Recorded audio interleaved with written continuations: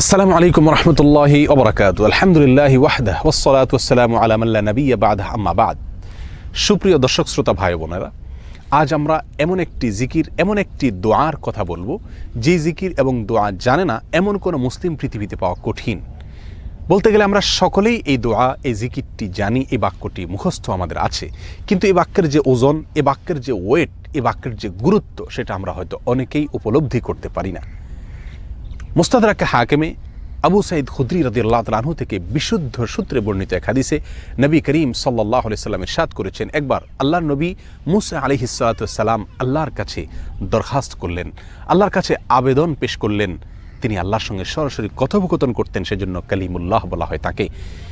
আল্লাহর সঙ্গে সরাসরি কথা বলতে গিয়ে একবার তিনি আবেদন করলেন, আল্লাহ আমাকে আপনি একটি জিকির, একটি দোয়া শিখিয়ে দিন, যে জিকির, যে দোয়া আমি সবসময় পাঠ করব, সবসময় আমল করব।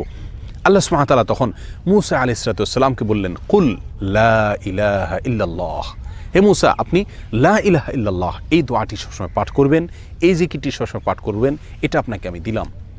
মূসা আলাইহিস সালাতু ওয়াস সালাম কিছুটা আশ্চর্যান্বিত হয়ে আল্লাহ সুবহানাহু ওয়া তাআলাকে বললেন, আল্লাহ লা ইলাহা ইল্লাল্লাহ এটা তো এমন একটি বাক্য, এমন একটি জিকির, এমন একটি দোয়া যেটা সকলেই বলে, সব মানুষই বলে। আমি তো আপনার কাছে স্পেশাল কোনো দোয়া চেয়েছিলাম, বিশেষ কোনো দোয়া চেয়েছিলাম।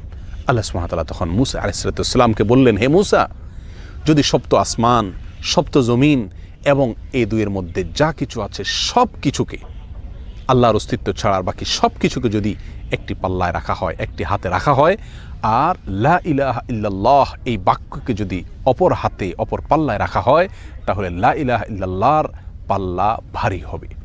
এত ওয়েটফুল এই আমল, এত ওজনী এই আমল, এই জিকির। অর্থাৎ আল্লাহ সুবহানাহু ওয়া তাআলা মূসা আলাইহিস সালাতু ওয়াস সালামকে যে বার্তা দিলেন সেটি হলো, লা ইলাহা ইল্লাল্লাহর চাইতে ওজনী, এর চাইতে ওয়েটফুল, এর চাইতে ভারী, এর চাইতে শ্রেষ্ঠ, এর চাইতে মর্যাদাপূর্ণ কোনো জিকির আল্লাহর জমিনে আর নাই।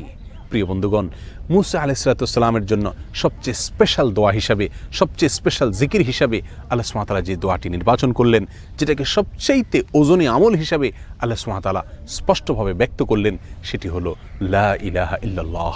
অথচ এই লা ইলাহা ইল্লাল্লাহ এটাকে আমরা খুব সাধারণ একটি জিকির মনে করি, খুব সাধারণ একটি দোয়া মনে করি, আমরা বিশেষ আমল খুঁজে বেড়াই। অথচ এর চাইতে বিশেষ, এর চাইতে স্পেশাল কোনো আমল আল্লাহর জমিনে আর হতে পারে না।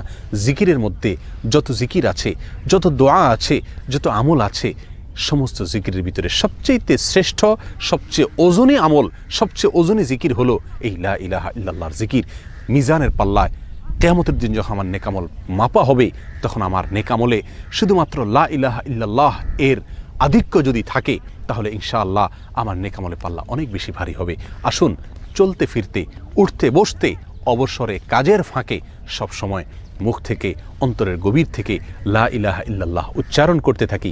অন্তর পরিষ্কার হয়ে যাবে, অন্তরের ময়লা দূর হবে, অন্তরের পেরেশানি দূর হবে, অন্তরে আল্লাহ সুবহানাহু ওয়া তাআলার প্রতি আস্থা বাড়তে থাকবে, ঈমান বাড়তে থাকবে।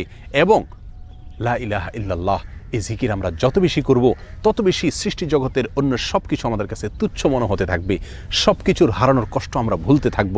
আল্লাহ সুবহানাহু ওয়া তাআলার কাছে আমরা খুব বেশি নৈকট্য অর্জন করতে পারবো। আসুন বলতে থাকি বেশি থেকে বেশি, অন্তরস্থল থেকে ঈমানের সঙ্গে লা ইলাহা ইল্লাল্লাহ।